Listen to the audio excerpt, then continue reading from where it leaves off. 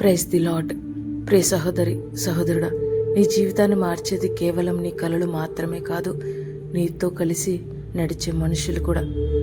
తప్పుడు స్నేహాలు మొదట సరదాగా కానీ తర్వాత మనస్సును, భవిష్యత్తును, దేవునితో ఉన్న సంబంధాన్ని నెమ్మదిగా దూరం చేస్తాయి.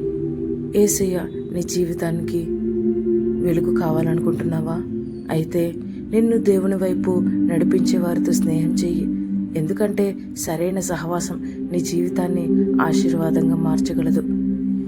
1 కొరింథీయులకు రాసిన పత్రిక 15వ అధ్యాయము 33వ వచనంలో దేవుని వాక్యమేమనగా, మోసపోకుడి, దుష్ట సాంగత్యము మంచి నడవడిని చెరుపును, నీతి ప్రవర్తన గలవారై మేల్కొని పాపము చెయ్య. దేవుని గూర్చిన జ్ఞానం కొందరికి లేదు అని ప్రభు సెలవిస్తూ ఉన్నారు. ప్రతి ఒక్క సహవాసం నీ భవిష్యత్తుకు మంచిది కాదు.